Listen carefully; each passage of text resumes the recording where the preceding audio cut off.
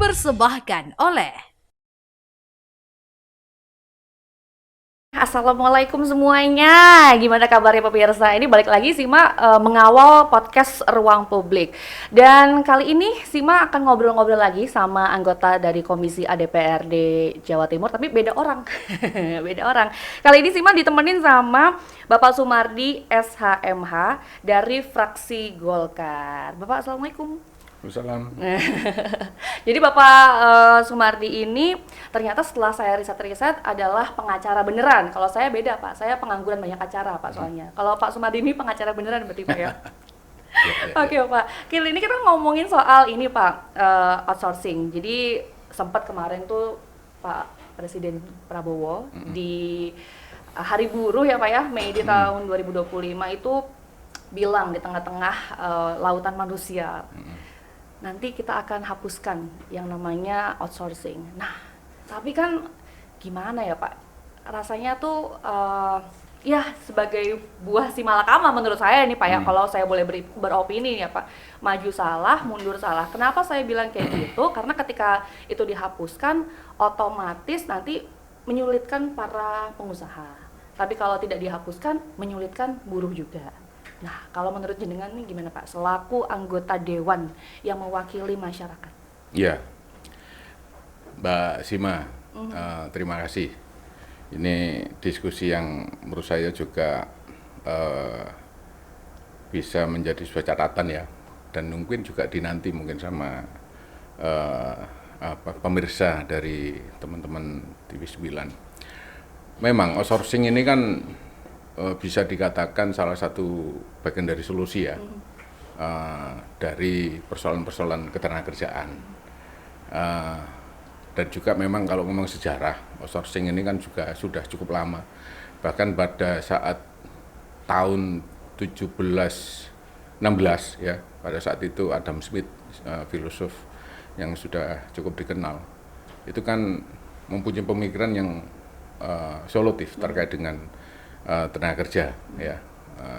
Dia menyampaikan bahwa atau menyarankan bahwa perusahaan itu harus menyerahkan ya unit usahanya untuk dikelola oleh pihak ketiga ya, yang mempunyai kompetensi, profesionalitas, dan juga tujuannya adalah untuk bagaimana agar operasional perusahaan itu bisa menjadi efektif dan efisien ya. Sejarah itu ya.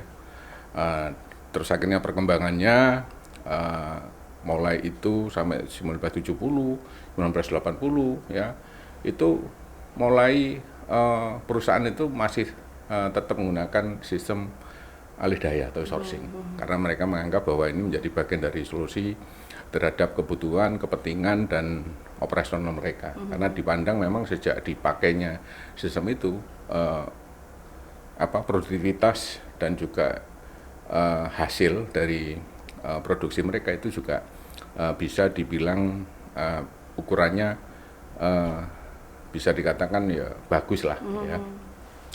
Makanya sejak itu sampai berkembang pada saat pemerintahan Megawati, pada saat itu akhirnya terbit diundangkan 13/2003 ya. Ya memang waktu itu juga ada persoalan-persoalan juga ya, dan dunia outsourcing waktu itu atau alih daya itu memang belum booming ya sebelumnya. Tapi pernah ada terkait dengan kegiatan outsourcing. Nah, sejak adanya persoalan-persoalan waktu itu moneter ya, sehingga banyak perusahaan-perusahaan yang menghadapi gelombang yang tidak diprediksi, sehingga mereka juga banyak tutup dan banyak perusahaan-perusahaan PHK besar-besaran. Nah, saya tahu waktu itu memang saya juga jadi aktivis waktu itu ya, jadi aktivis buruh juga, sehingga persoalan-persoalan itu banyak buruh-buruh yang ter-PHK tiba-tiba ya, dan juga terproses PHK-nya, sehingga banyak pengangguran. Sehingga waktu itu muncul kebijakan namanya pekerjaan padat karya. Karena memang banyak pengangguran dan juga jumlah pengangguran sama kebutuhan pekerjaan juga tidak seimbang waktu itu, sehingga menjadi sebuah pemikiran yang mau nggak mau perusahaan harus pemerintah harus ada kebijakan khusus ya. Banyak akhirnya untuk mengantisipasi itu, banyak pekerjaan-pekerjaan yang informal itu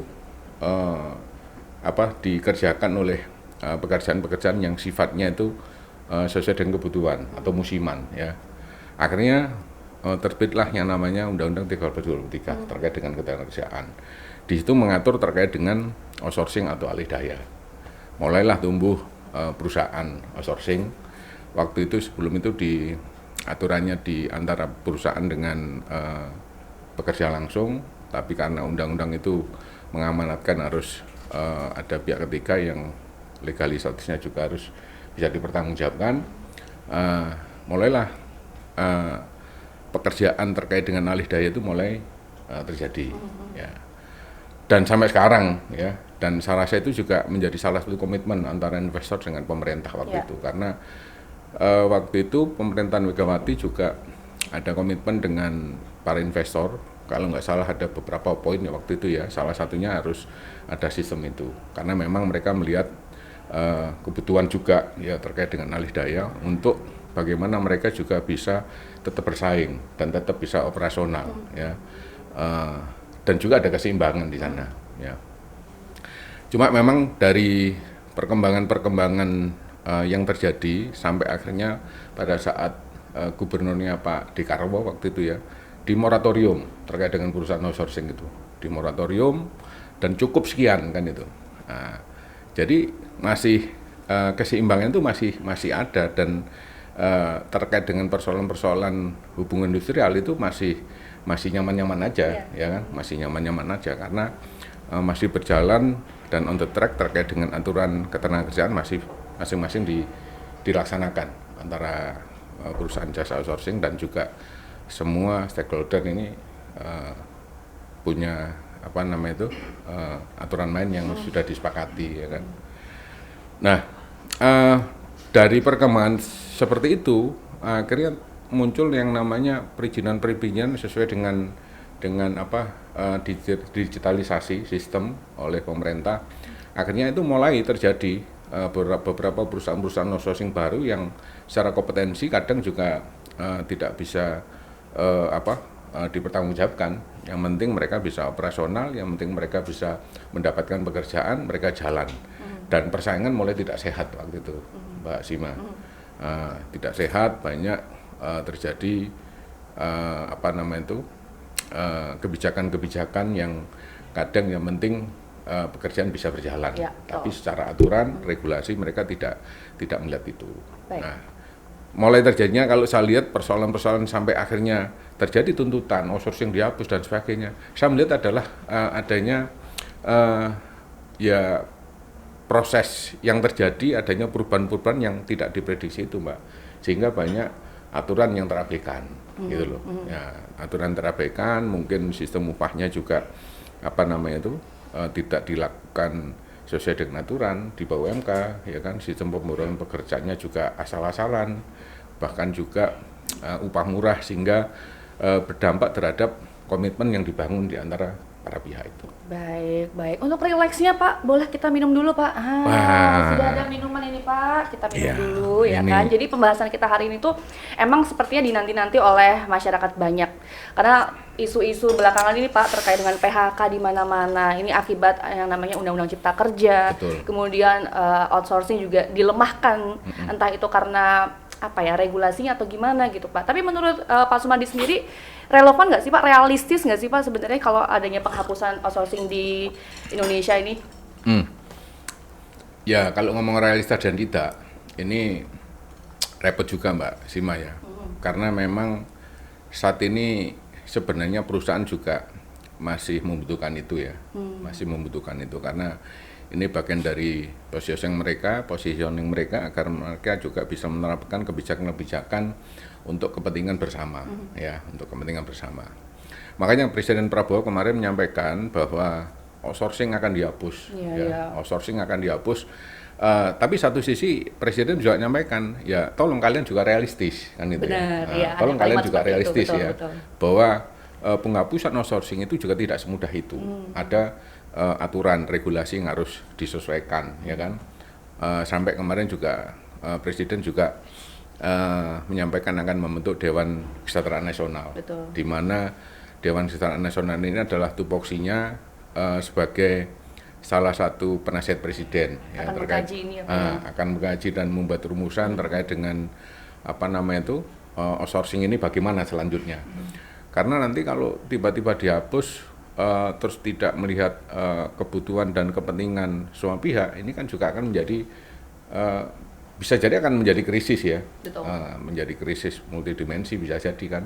Nah ini kan juga nggak bisa seperti itu, apalagi saat ini negara juga butuh pembangunan yang luar biasa didukung oleh semua pihak. Betul. Gitu Mbak Sima. Oke, bahkan kemarin juga beberapa asosiasi pengusaha gitu bilang kayaknya Pak Prabowo kalau misalkan outsourcing dihapus perlu dikaji deh Pak, perlu dipikirkan lagi deh Pak, karena sebenarnya sistem ini kan juga nggak cuma di Indonesia. Iya, betul, Tadi betul. Pak Sumadi sudah menyampaikan udah lama negara tetangga Malaysia, Singapura dan lain sebagainya, Kanada, Amerika itu juga pakai outsourcing betul, begitu. betul. Apakah artinya memang perlu ada edukasi lebih lanjut lagi begitu Pak kepada masyarakat kita begitu tentang outsourcing dan regulasinya tuh perlu dibenerin lagi gitu Pak? Betul. Ya, memang sejak adanya aturan dari 13/2003 kepada Undang-Undang Cipta Kerja, ini kan memang prosesnya juga bisa dikatakan tidak semudah itu ya, Mbak Sima. Bahkan kemarin adanya 13/2023, adanya Cipta Kerja berganti ke Cipta Kerja itu kan juga akhirnya berdampak juga terhadap gugatan ya yang dilakukan oleh teman-teman terkait ya, bagaimana nanti harus kembalikan ke 13/2003 atau pakai Cipta Kerja itu atau bagaimana kan itu. Jadi apalagi kalau bicara masalah alih daya tenaga kontrak atau apa, saat ini pemerintah sendiri kan juga menggunakan itu Mbak ya, walaupun istilahnya itu P3K atau apa ya kan. Dan wacana itu kemarin sebelum P3K muncul itu kan juga bisa dikatakan mereka akan dialih dayakan. Cuma karena persoalan bahwa mereka itu bagian dari pekerja di pemerintahan, nah ini kok kayaknya pas dan tidak pas kan itu ya, cocok dan tidak cocok. Tapi kalau kita ngomong aturan sebenarnya hampir sama itu, hanya istilah aja kan itu, alih daya, P3K dan outsourcing kan itu. Jadi terkait dengan apa namanya itu outsourcing sendiri ini tidak hanya di Indonesia ya, semua memang negara memakai itu dan memang tata kelolanya lebih profesional ya, bahkan upahnya juga mereka juga bisa dikatakan sesuai dengan kesepakatan ya, apa seperti yang dikatakan sama Adam Smith tadi kan juga bahwa penggunaan jasa pihak ketiga ini kan nanti tujuannya adalah menyerahkan sebagian pekerjaan atau menyerahkan pekerjaan kepada pihak yang profesional yang khusus memang punya kompetensi mengelola terkait dengan kebutuhan, mengelola terkait dengan persoalan-persoalan tenaga kerja. Yang kadang perusahaan itu kan juga secara manajerial mereka hanya memikirkan bagaimana mereka mendapatkan omset yang lebih, ya kan? Omset yang lebih dan juga tata kelola manajemen yang lebih besar lagi ya, kaitannya tenaga kerja ya sudah serahkan kepada pihak yang lebih kompeten kan itu.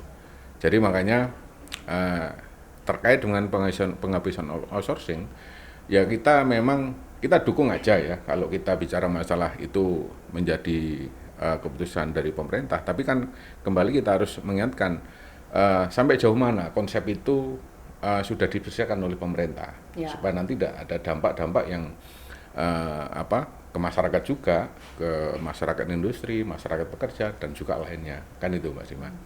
Permasalahannya sekarang aja belum dihapuskan yang namanya Undang-Undang Cipta Kerja, tapi banyak yang di PHK ini Pak. Saya jujur sebagai warga negara Indonesia nih agak puyeng Pak. Saya sekarang udah nggak mau lagi ngelihat portal berita gitu.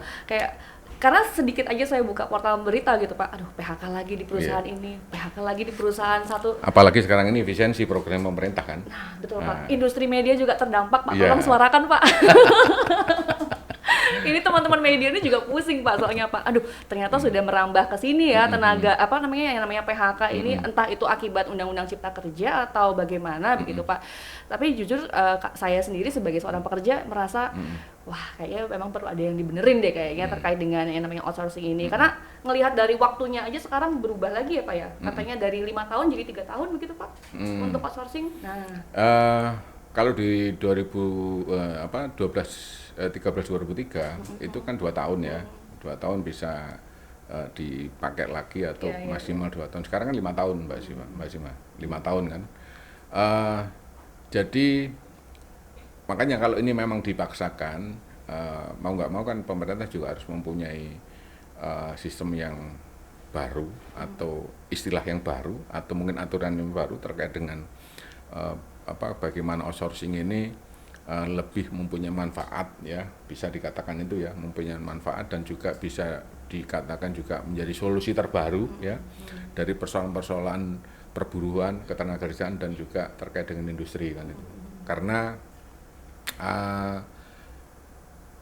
pada tahun ini Januari sampai Februari itu PHK aja kemarin saya melihat itu sudah 18.000 lebih ya. Itu Januari sampai Februari. Februari sampai sekarang itu kemarin saya melihat sudah sampai kurang lebih 25.000. Kalau kata anak muda zaman sekarang, saya overwhelmed Pak, drain. Pusing Pak ngelihat pemberitaan PHK di mana-mana. Dan ini lagi kemarin kita melihat yang disampaikan sama Pak Luhut, itu kan 65.000, ya kan? 65.000 persiapan adanya gelombang PHK. Tapi itu juga nanti akan ada yang namanya peluang atau peluang untuk pekerjaan baru. Tapi walaupun itu ada peluang pekerjaan-pekerjaan baru yang bisa diisi, tapi gelombang PHK itu kan sudah cukup besar. Apalagi yang disampaikan Mbak Rima tadi, teman-teman media yang paling besar aja kemarin bagaimana kan itu? Nah itu Pak, apalagi saya Pak. Media dan juga perhotelan ya kan, dan perusahaan-perusahaan manufaktur ini kan makanya jumlahnya sampai 60.000 sekian, 65.000 sekian kan itu. Nah itu kan juga mau nggak mau pemerintah juga harus membuat kajian-kajian ya terkait dengan bagaimana persoalan tenaga kerja ini juga jangan sampai nanti menimbulkan kebijakan yang akhirnya berdampak terhadap pengangguran yang lebih banyak lagi. Itu Mas Iman. Oke, ini saya bilangnya nggak akan kebijakan ya Pak, karena kan masih belum ya sebenarnya apa yang disampaikan oleh Pak Presiden Prabowo kemarin di Hari Buruh Nasional Internasional itu tadi Pak. Saya bilangnya statementnya beliau atau ucapannya beliau Pak Presiden itu akan menghapuskan outsourcing. Ini apakah kemudian ke depan ini akan ada proyeksi selamanya Indonesia akan pakai sistem outsourcing dan tidak akan ada lagi yang namanya pegawai tetap, karyawan tetap kayak gitu-gitu sih Pak? Kalau saya melihat antara pegawai tetap dan juga pekerja kontrak, saya rasa ini saat ini yang dibutuhkan adalah bagaimana teman-teman ini mempunyai pekerjaan kan ya, pekerjaan. Baik itu kalau kita kemarin itu mendengar suara-suara dari teman-teman pekerja, apalagi kemarin sejak outsourcing dihapus, ini juga banyak menimbulkan kegilasan Mbak Sima ya, keresahan juga di teman-teman pekerja. Dan juga perusahaan ya, bahkan kemarin saya juga sempat ketemu sama beberapa pimpinan perusahaan, mereka menyampaikan keresahan ini sebenarnya gimana sih Pak Madi terkait dengan outsourcing, apakah memang betul mau dihapus atau bagaimana ya, karena masih betul abu-abu. Kalau memang dihapus terus ini kita harus bagaimana kalau nanti tiba-tiba itu jadi karyawan tetap, ini kita yang kesulitan juga kan itu ya. Karena harus menyiapkan lain-lain, tidak hanya aturan operasionalnya mereka atau terkait dengan SOP dan sebagainya, tapi juga terutama cost-nya. Ini pasti juga, ini pasti akan timbul persoalan-persoalan dan akan ada yang namanya berdampak terhadap hubungan industrial. Dulu kita mengenal hubungan industrial Pancasila ya, di mana hubungan industrial Pancasila ini kan menjadi salah satu ukuran di dalam hubungan antara pekerja dengan perusahaan, bahwa mereka ini ada ketenangan bekerja dan ketenangan dalam berusaha kan itu. Nah ini nanti akan menjadi persoalan yang akan berdampak ke situ. Makanya ini sebenarnya bagaimana kan itu. Ya kita sampaikan bahwa ya sementara Bapak fokus saja terhadap program sekarang ya. Jangan mikir bahwa ini nanti tiba-tiba dihapus, karena pasti pemerintah juga akan bijak kan itu. Ya namanya pengusaha Pak, overthinking, iya. bayar orang gitu. Betul. Gimana ya Pak ya? Ya saya sampaikan harus bijak Pak. Bijaksana, bijak sini, bijak situ kan itu. Jadi semua pihak ini harus merasakan dampak itu dengan kebijakan masing-masing kan. Nggak bisa nanti overthinking atau mungkin over yang budget. lain, over budget. Apalagi dunia terkait dengan ekonomi sekarang juga semuanya kan juga lagi nggak baik-baik aja kan Mbak Sima. Iya, benar-benar. Jadi makanya kalau menerapkan kebijakan yang salah berdampak yang kepada ekonomi masyarakat, ekonomi industri, ya jangan sampailah kembali kepada krisis moneter seperti pada tahun-tahun yang lalu kan. Nah ini kan multi efek sudah dampaknya gitu loh. Kalau Jawa Timur sendiri Pak ngelihatnya gimana nih sebagai anggota dewan nih Pak, yang tentu saja dekat juga sama rakyat begitu ya Pak ya. Pengusaha-pengusaha ini sudah siap belum? Pengusaha dan juga buruh ya Pak ya, atau pekerja ini sudah siap belum menerima statement dari Pak Prabowo yang kemarin itu tuh? Ya itu tadi, ada perusahaan-perusahaan pasti mereka juga belum siap ya terkait dengan statement dari Presiden terkait dengan outsourcing. Tapi dari keresahan-keresahan mereka itu ya mau nggak mau mereka juga harus mempersiapkan ya.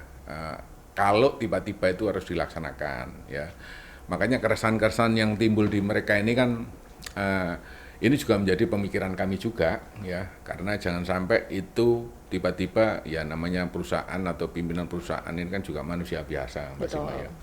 Akhirnya interpretasinya nanti beda, tiba-tiba wis aku nanti nggak usah di sini, tak usah di sana. Nah, ini kan jadi repot nanti. Menjadi itu pelarian modal ya. Jangan sampai bikin usahanya di provinsi lain begitu ya Pak ya? Bukan di provinsi lain, bisa jadi di luar Indonesia nanti Mbak Sima. Kan ya kalau bicara masalah provinsi lain ini kan nanti Indonesia ini kan masih di 38 provinsi ya. Nah, kalau di provinsi lain tapi ini keputusan Presiden Prabowo. Presiden Prabowo kan bukan Presiden Jawa Timur kan Pak. Presiden Indonesia. Iya benar. Nah, kalau sampai terjadi pelarian modal sehingga nanti untuk narik investor ini kan juga tidak mudah kan Pak. Pimpinan dari atau presiden sendiri kan kadang melakukan lawatan-lawatan, tujuannya kan juga mempromosikan bagaimana iklim investasi di Indonesia ini cocok bagi mereka, menarik bagi mereka, dan juga nanti bisa ada daya saing ya terhadap usaha-usaha mereka yang ada di negara yang kita cintai ini kan gitu.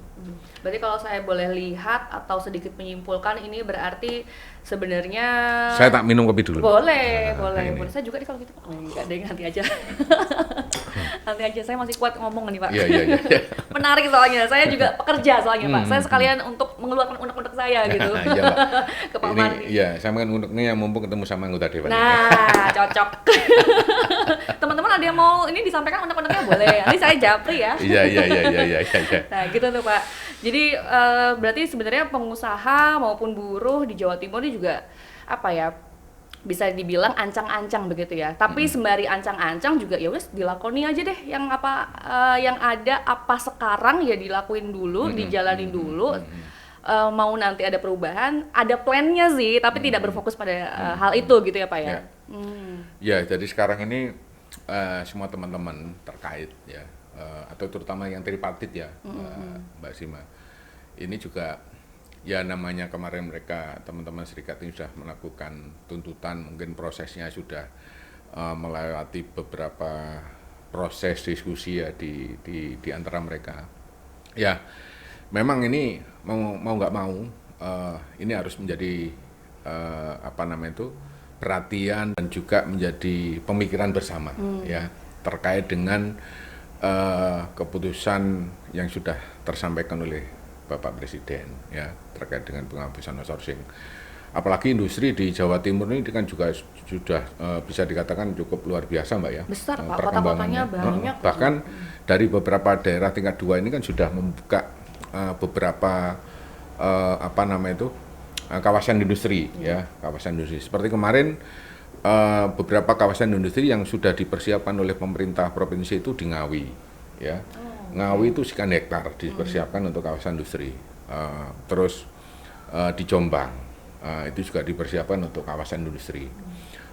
Di Jombang, di Mojokerto, di Ngawi, bahkan Madiun ya. Ini untuk menghindari yang namanya kesenjangan ya. Makanya paling tidak ini kan persiapan yang bisa dikatakan Pemprov menyiapkan kawasan industri kan juga tujuannya bukan untuk kepentingan pihak pengusaha saja, tapi bagaimana serapan pengangguran atau serapan kebutuhan tenaga kerja di di semua wilayah ini kan juga bisa terserap dengan baik sesuai dengan kebutuhan. Bahkan kemarin tuh ada perusahaan bioetanol yang rencananya akan dibuka di Bojonegoro, itu serapannya kebutuhan tenaga juga cukup besar.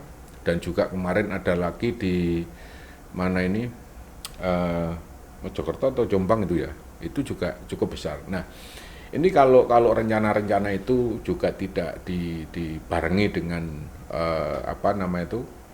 kesiapan dari pihak-pihak terkait atau teman-teman tripartit untuk membuat regulasi yang bijak terkait dengan masalah ketenagakerjaan, ini nanti kan juga bisa jadi akan berdampak program itu, ya kan, bisa tidak berjalan 100% ya, karena investor yang sudah masuk ke sana juga tidak investor lokal, tapi juga ada dari negara lain. Apalagi kemarin sempat sudah ada beberapa investor dari Cina atau dari beberapa negara kemarin kan sudah tertarik untuk menanamkan investasinya di Indonesia. Ya, nah ini kan jangan sampai akhirnya perkembangannya sudah cukup baik ini akhirnya tidak dibarengi dengan kondisivitas terkait dengan regulasi-regulasi yang bisa tetap menjaga iklim industri ini bisa tetap nyaman ya bagi semua pihak kan itu. Pemerintah saat ini lagi menyiapkan program, menyiapkan bagaimana terkait dengan menciptakan lapangan pekerjaan sebanyak-banyaknya, Mbak Sima. Makanya terkait dengan outsourcing ini menjadi tugas yang harus diselesaikan secara baik ya, secara bijaksana, bijak sini bijak situ tadi Mbak ya. Dewan Kesejahteraan Nasional ini juga harus fokus membuat sebuah aturan atau kebijakan atau regulasi yang betul-betul bisa membangun sebuah iklim iklim industri, iklim yang sehat ya kan, agar nanti juga Indonesia ini juga menjadi rujukan dan jujukan investor yang dari negara-negara tetangga. Nah, ketika Pak Prabowo mengeluarkan statement seperti itu Pak pada bulan Mei kemarin, ini kemudian gimana nih para investor?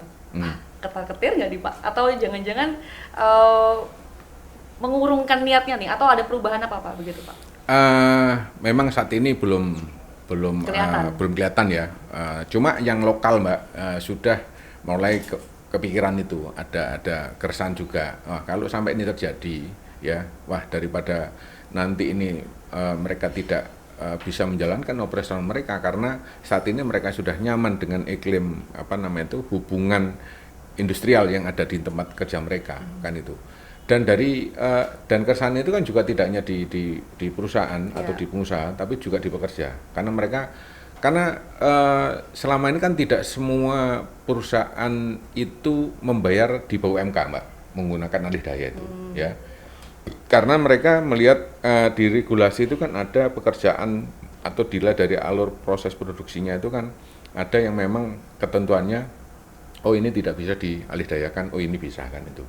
Nah, jadi ada perusahaan yang sudah melakukan itu, gitu loh. Kalau tiba-tiba ini nanti dihapus dan ini harus dikembalikan kepada mereka, ini kan juga akhirnya pasti akan berpengaruh terhadap proses produksi yang sudah menjadi program mereka, dan juga manajemen budgeting mereka, dan juga ya aturan-aturan yang lain di antara mereka kan itu. Karena tatanan itu sudah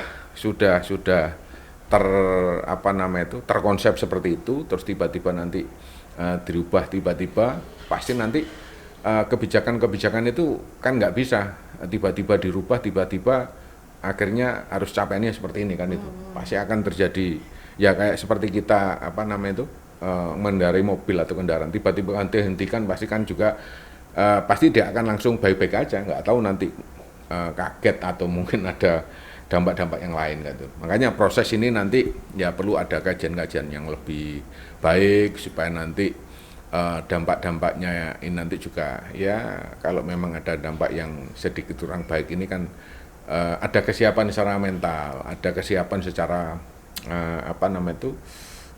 tindakan-tindakan lain lah supaya nanti masing-masing ini juga tetap ada satu tujuan yang sama, bagaimana mereka membangun sebuah harmonisasi terhadap tujuan mereka. Perusahaan juga ingin dapat untung, pekerja juga ingin tetap mendapatkan pekerjaan dan tidak hanya pekerjaan sekedar nganggur atau apa, tapi kan itu implementasi ya.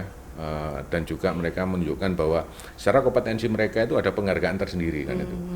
Makanya sekarang ini mereka melihat yang penting gimana mereka dapat pekerjaan, karena dapat pekerjaan saat ini ada yang rekomendasi aja susah kan itu. Apalagi kita mencari pekerjaan sendiri. Ya. Dengan mereka sudah mendapatkan kesempatan bekerja, ini juga salah satu penghargaan bagi mereka ya. Privilege ya Pak sekarang orang bekerja itu Pak. Betul.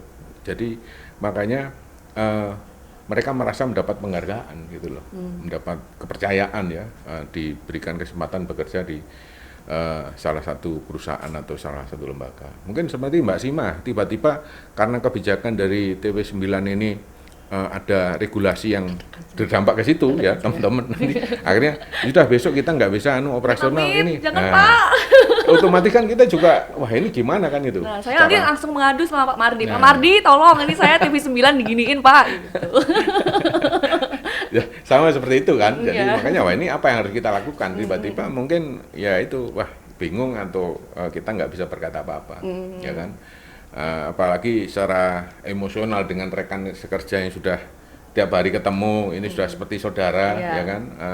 Bisa jadi wah kesedihan dan tangis-tangisan nanti Pak kan. Nah, iya Pak, nanti jadi konten viral lagi Pak di mana-mana.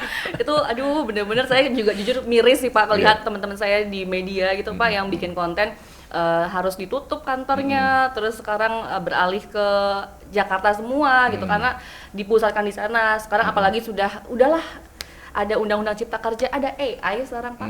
Nah, apa nggak pusing lagi gitu sekarang kita gimana gitu harus bertahan hidup. Mungkin pengusaha mikirnya gini ya Pak. Ini saya ngomong sebagai pekerja ya Pak ya.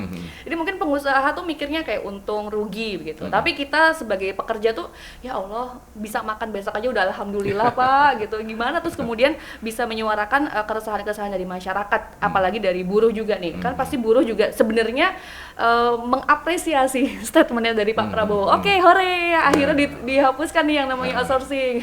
Gimana Pak? Ya mereka mungkin masih ya, apalagi momen 1 Mei itu memang menjadi hari kemerdekaan bagi mereka ya. Mau merdeka dalam arti menyampaikan semua unek-unek atau menyampaikan semua yang menjadi harapan mereka ya kan. Ya memang di 1 Mei itu kan itu. Dan dari pemerintah sendiri kan juga harus menyediakan wadah ya, dan juga menerima semua apa yang menjadi unek-unek mereka, usulan dan sebagainya. Makanya dengan adanya Presiden kemarin kan hadir dalam perayaan Hari Buruh di tengah-tengah mereka menyampaikan seperti itu salah satu penghargaan yang luar biasa juga ya Presiden kepada semua buruh yang hadir, sampai akhirnya statement terkait dengan pengusahaan outsourcing itu tersampaikan ya kan. Nah, ini ya bisa jadi terkait dengan itu menjadi sebuah euforia ya, euforia sesaat ya. Tapi ya jangan sampai itu akhirnya juga menjadi persoalan-persoalan berkelanjutan. Makanya Dewan Kesejahteraan Nasional yang nantinya dibentuk sama Presiden ini juga menjadi salah satu manifestasi dan juga menjadi keterwakilan ya dari semua pihak, tidak hanya mewakili kepentingan buruh saja, kepentingan pekerja saja, tapi kepentingan semua pihak ya, investasi agar nanti berikutnya tata aturannya ini juga masih menjadi salah satu solusi yang baik dan juga benar. Jangan sampai maksud baiknya nanti menjadi maksud tidak benar kan itu. Maksud benarnya menjadi tidak baik kan itu. Makanya tripartit atau semua pihak dari unsur pemerintah dan kami dari anggota DPRD ini juga monitoring terus Mbak terkait dengan perkembangan informasi atau perkembangan terhadap setelah Presiden menyampaikan statement seperti itu. Kenapa? Karena Jawa Timur ini juga menjadi salah satu lumbung investasi yang cukup luar biasa kan itu. Jangan sampai nanti korban PHK dari kebijakan yang salah itu juga berdampak terhadap kita semuanya. Apalagi ekonomi dunia saat ini juga lagi kurang baik-baik aja kan itu.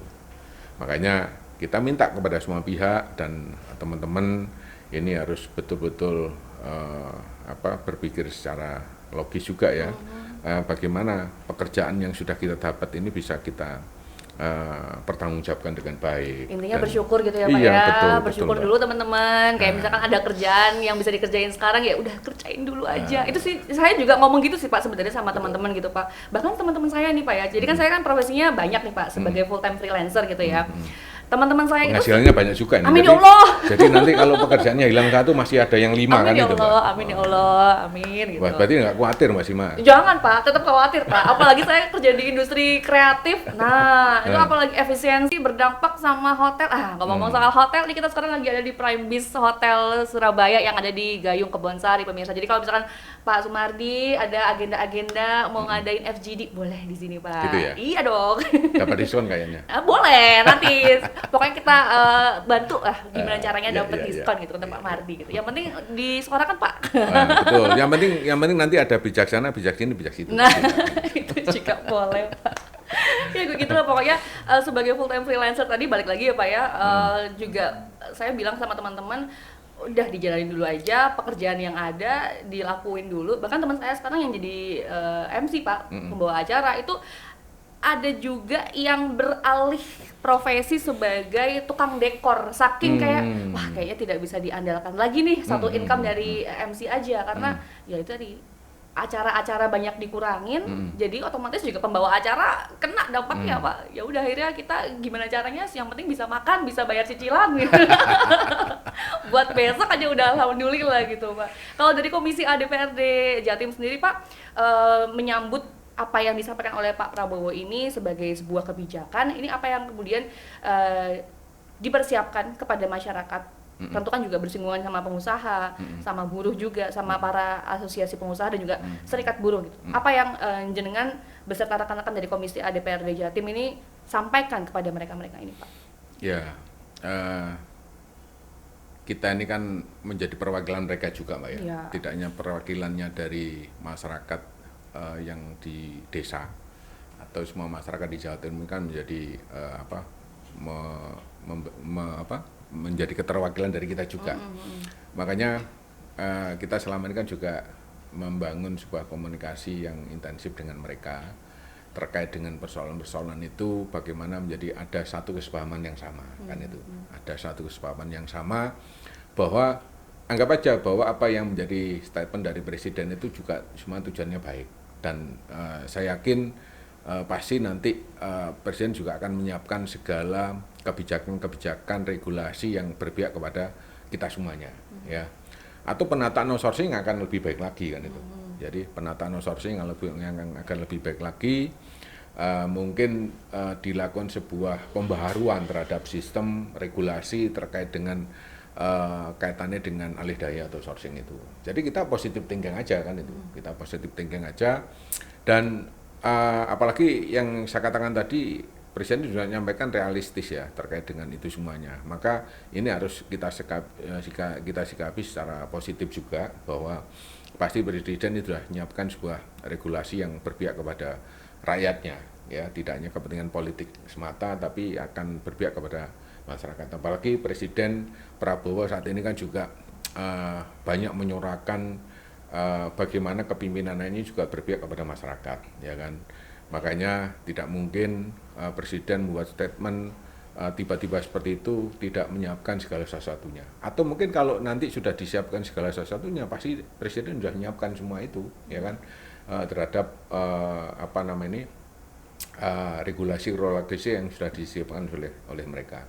Makanya kita sering membangun komunikasi, apalagi kita juga sering turun dapil, Mbak Sima ya, turun dapil ketemu dengan semua lapisan masyarakat. Ya. Apalagi di Jombang Mojokerto banyak pekerjaannya ya Pak? Banyak pekerjaannya industri yang di mana ini, Ngoro Industri, yang ada di mana ini, Jombang ini di wilayah sebelah utara Berantas. Nah itu kan saat ini udah banyak ya industri-industri sana. Makanya kita juga sering komunikasi sama mereka dengan program-program kami. Kita juga sering ada semacam forum-forum FGD tadi, Mbak Sima ya, dengan beberapa masyarakat, dengan tokoh masyarakatnya, dengan pemerintah desanya, kita membangun komunikasi terkait dengan itu semuanya. Ya memang banyak keluhan terkait masalah persoalan-persoalan tenaga kerja, persoalan-persoalan pengangguran, persoalan-persoalan bagaimana yang terjadi antara mereka ya. Kita juga sampaikan ya sudah, yang penting saat ini apa yang ada ini kita perlu syukuri dan kita jaga dengan baik ya. Kalau memang nanti itu dampaknya kepada PHK atau mungkin kita merasakan itu, ya sudah. Nanti bagaimana kita meningkatkan potensi kita kan itu. Iya. Mungkin seperti Mbak Sima tadi katakan, biasanya kita MC Pak, tapi terus akhirnya Nah iya Pak, kita tolong saat Pak, ini diperbanyak, dekorisasi. Pak, acara-acara Pak. Kita nggak biasa melakukan pekerjaan yang tidak biasa kita lakukan. Iya betul Tapi Pak. kalau saya melihat itu berarti kan bisa jadi petunjuk dari Allah yang Maha Kuasa, Mbak. Aduh Pak. Bahwa kita diarahkan kepada kompetensi yang lain lebih ahli mungkin ya. Iya sih Pak, benar Dari Pak. Mbak Sima tadi dari 5 pekerjaan akhirnya tambah 2 atau tambah 3, jadi Amin, 8 ya kan itu. Allah, Amin. Nah, Iya. ini kan kalau kita ngomong secara Bener sih, positif, Pak. wah ini berarti ada pekerjaan baru Iya. yang Nanti- akhirnya mau nggak mau menambah penghasilan, walaupun Amin. mungkin nanti nggak seberapa banyak ya. Amin, apa ya Pak? Income-nya. Jangan Income-nya. Pak, jangan Pak. Aduh Pak, saya jadi nangis nih Pak. Semoga ya apa yang kita bicarakan hari ini Pak kemudian bisa dipahami juga oleh seluruh lapisan masyarakat. Tapi sebenarnya nih Pak ya, terakhir nih Pak, ada potensi tidak jadi berarti Pak ya penghapusan outsourcing ini. Nah, Kalau apa yang perlu diwaspadai oleh masyarakat dan juga oleh para pengusaha juga nih Pak di rumah sana yang menyaksikan hari ini terkait dengan pembicaraan kita pada hari ini Pak. Kalau ngomong jadi dan tidak jadi, Mbak Sima ya, Sima kembali kepada Tuhan Yang Maha Esa. Tuhan Yang Maha Esa, Allah Subhanahu Wa Taala, dan juga kepada pimpinan tertinggi kita kan Baik. itu. Iya. Bagaimana kajian-kajiannya yang sudah dilakukan sejak saat itu dan juga sudah mempunyai beberapa kajian yang disiapkan dari lembaga-lembaga terkait ya. Ya kita kembalikan kepada beliau-beliaunya ya. Bagaimana kebijakan itu bisa dilaksanakan atau tidak kita kembalikan. Intinya kita menjadi bagian dari masyarakat dan menjadi keterwakilan dari masyarakat, kita juga siap apapun yang nanti terjadi. Dan kita sih tetap berharap bahwa keputusan apapun yang disampaikan oleh pimpinan kita, presiden kita, itu juga tetap berpihak kepada semua masyarakat atau semua rakyatnya ini kan itu. Karena dengan harapan-harapan yang baik ya, dengan kepemimpinan Bapak Presiden ini juga pasti nanti beliau punya kebijakan-kebijakan yang luar biasa. Bagaimana rakyat dan masyarakatnya ini tetap diberikan sebuah namanya sejahtera, diberikan namanya bisa jadi kebahagiaan dari apa yang menjadi keputusan dan kebijakan yang luar biasa yang akan dilakukan sama Bapak Presiden. Amin. Ya udah kalau gitu pemirsa ya. Kita tunggu nih. Kita tunggu melalui saya yang tadi sudah mengeluarkan unek-uneknya gitu ya terkait dengan pekerjaan kreatif, pekerja media ini, semoga dengan yang namanya Undang-Undang Cipta Kerja, outsourcing ini bisa apapun hasilnya nanti kita tuh tetap harus beradaptasi, siap-siap, apa yang ada sekarang dilakuin aja dulu. Dibilang gak usah pilih-pilih kerjaan, iya benar. 2025 ini kayaknya udah gak bisa pilih-pilih kerjaan dulu. Kita lanjutkan ngopi lagi Pak. Ngopi lagi nih ya? Ngopi lagi, saya minum lagi Pak. Oke. Sampai jumpa. Wah, ini lebih semangat ini Pak.